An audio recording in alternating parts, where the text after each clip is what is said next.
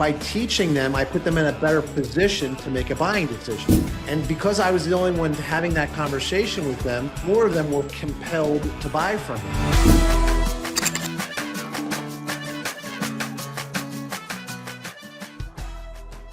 Welcome back to Cracking the Code. Drew, let's talk about compelling people to buy through emotional currency. Third segment of our Selling by Design, Not by Default series.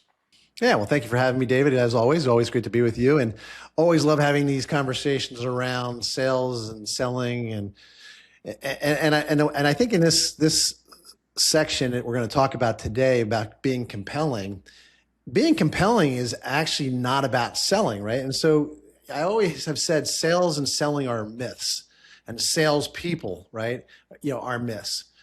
When you think about it, people choose to buy, they choose not to buy. They choose to buy for their reasons and their reasons alone, right? So you never have, nor will you ever sell anything to anybody. People are either going to give you the business and their money, or they're not going to give you the business and the money, right?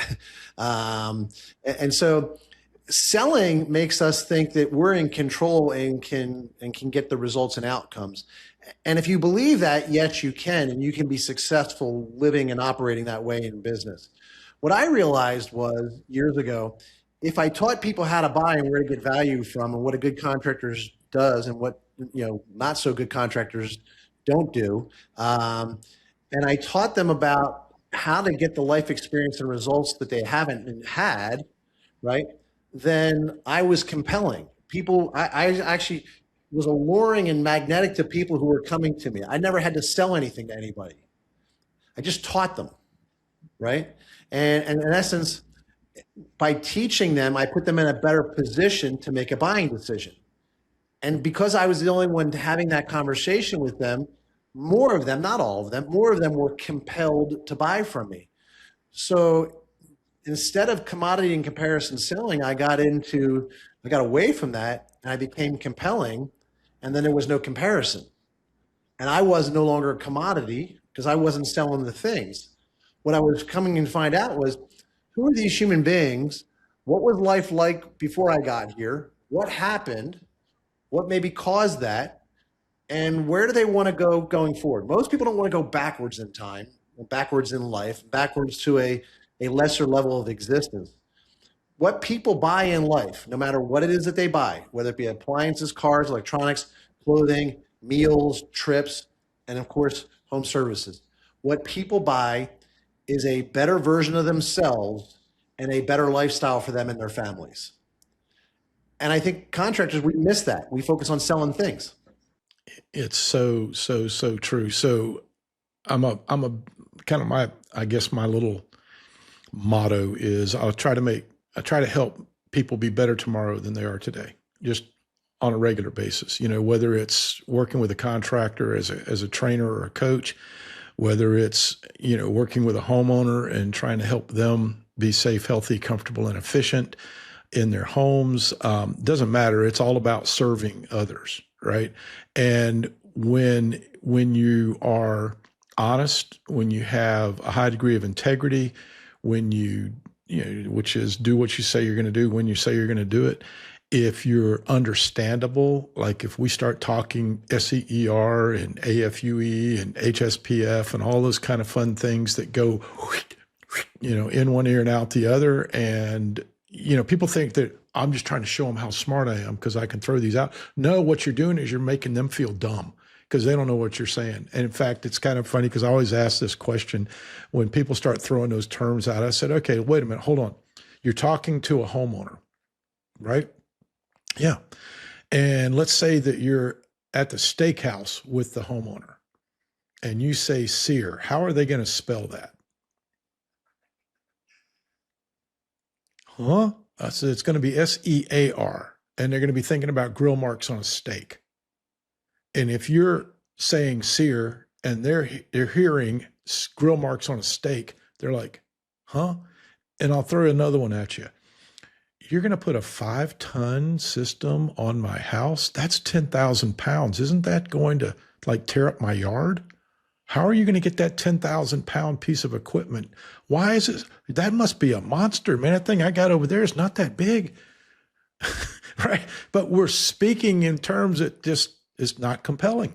It's not understandable. So if you can be trustworthy, loyal, helpful, friendly, courteous, kind, obedient, cheerful, thrifty, brave, clean, and reverent, if you can be a Boy Scout, if you can educate at the same time and be understood, right? What is our buddy Mr. Covey always said, seek first to understand. Oh, you have to ask them, then be understood. Oh, you have to communicate in a way that they understand.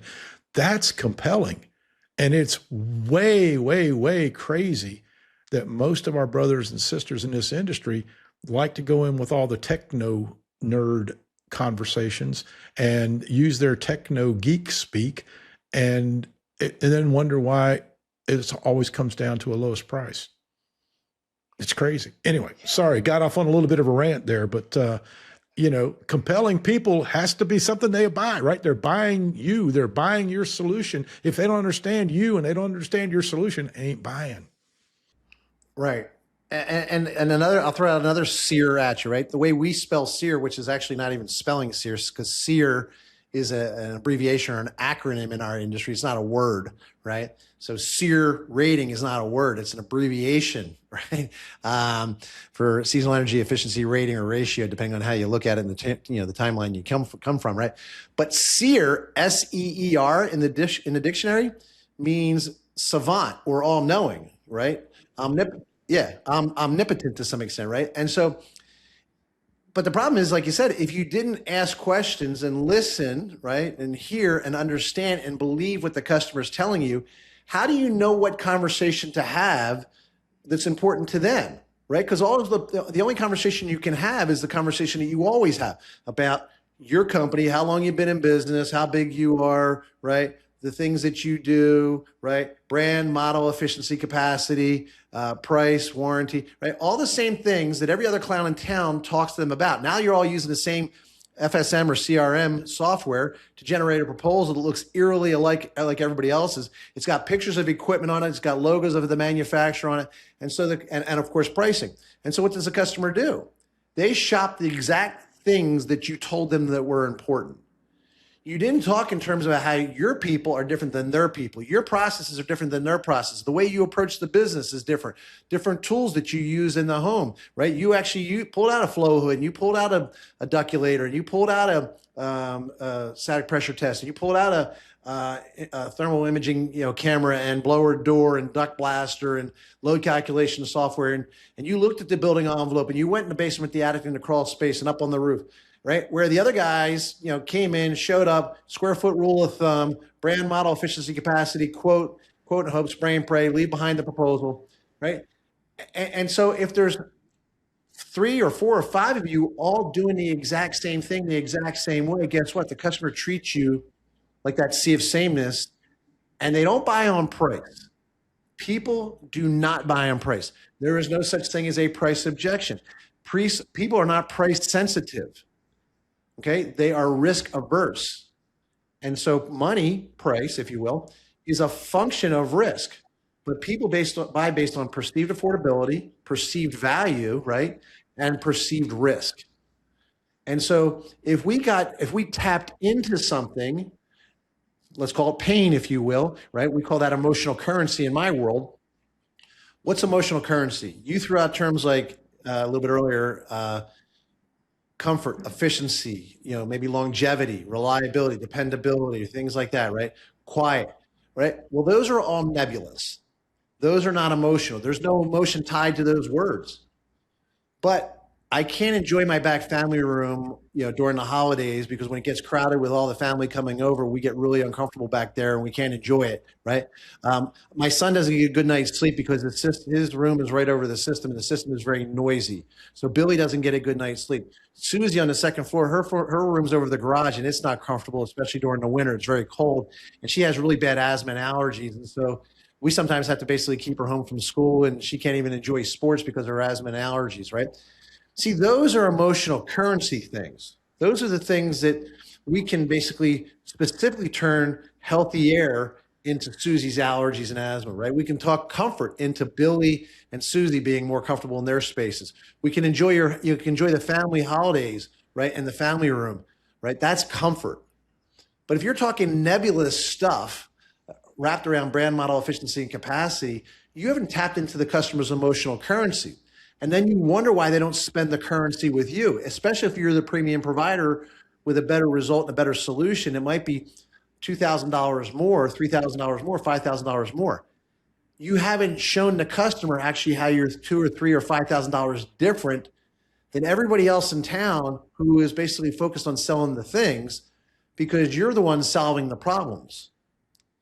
And so it's people buy basically status, identity, problems resolved, life impacts, experiences, identity status, better livelihoods, better lifestyles, right? Peace of mind, I've done a good thing for my family, that I don't have to worry about this when I'm traveling. I know that they're comfortable, healthy, and safe everywhere in the house. And guess what? I can also check that on my phone, right? So I know that that's what's going on.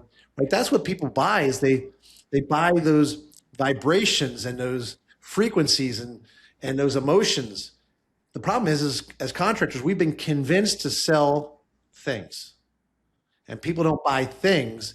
They buy all that stuff I just mentioned a moment ago. They get the things. It's like nobody buys a big screen television to get a big screen television.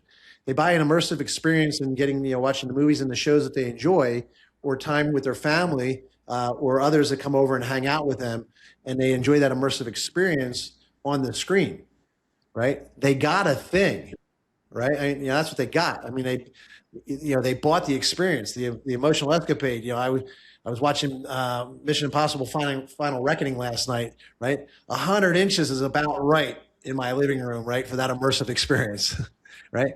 I wasn't thinking about the television now, right? I was thinking about Tom Cruise and that, hanging onto a plane for dear life, flying into my living room and, around my head in surround sound.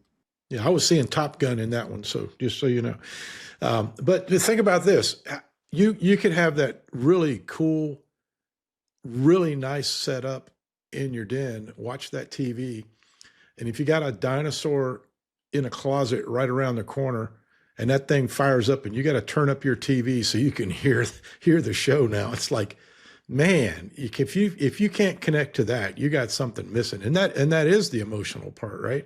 I mean, and also obviously, like on the big screen TV idea, I've got a setup in my living room where I can put a 127-inch diagonal up on the wall. Now it's a projector, but I've got it set up where I can take a couple of pictures off the wall and we can watch the Philly dogs if we want to, or we could watch the Georgia dogs if we want to on there. And we've had, 15 or 20 people in there watching a game.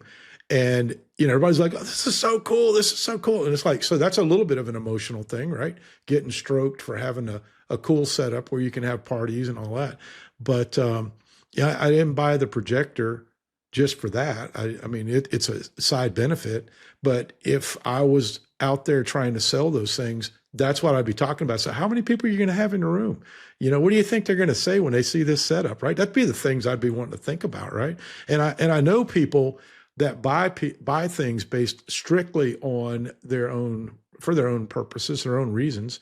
My wife is one of them. One of the first renovation projects we did in the house that we're in was windows. We replaced a bunch of cheap residential new construction windows in this house, as we planned to be here for a while. And the guy started talking about, well, let me talk to you about our basic stuff. And she just shook her head. She says, I don't want to hear about that. I already got that. He's like, oh, she said, let's start from the top and work our way down. Well, he didn't talk 5 minutes. And she said, when can you put them in? Right? It's like, because she wanted to have the best windows that she could put in the house. And it wasn't a money issue, because she knew one way or the other, I'd figure out a way to pay for it. So, but she got what she wanted, right? And and it's funny because half the neighborhood has come over to check out our windows because she's out there bragging on how it's also helped in the noise. We don't hear any noise in our house anymore, right? And it's like people miss quiet as a part of comfort, right? Because that is a part of comfort. Right? Just like you were saying earlier, my son can't sleep because the unit's so loud. Yeah. They also made the house more beautiful inside and outside. There's no drafts. It's quieter. and that makes for a more, just a more lovely house. And people don't, and thinking about selling on payback and return on investment, nobody really cares. I mean, maybe an accountant does, but people are buying this stuff because they're going to live and enjoy the experience in the house, right? And so that's the other part of this too, is we focus on selling things based on price, right? And so customers have to select what they think they can afford, okay, versus subscribing to the lifestyle that they want. And nowadays, basically my television, my cell phone, my mortgage, if you will, right? My car payment, my music services, I am subscribing to lifestyles everywhere I go. And as contractors, we haven't embraced a subscription-based lifestyle. And we've got to be really a lot better at doing so because people basically are buying and can subscribe to the life that they want versus trying to pay for the life that they can afford. Yeah. So we got to figure out how to sell safety, health, comfort, and efficiency as a service, right? Because that's really what it comes down to. Yeah, but it's specifically as it relates to these people, right? Because that definition, as I said a little bit earlier, right, is very unique, right? Billy and Susie are different than Joe and Jane in another house. And so you can't just talk about improving comfort, safety, health, efficiency nebulously and generically. It's got to be very specific and unique. You got to be that boutique for the discerning homeowner with distinctive tastes.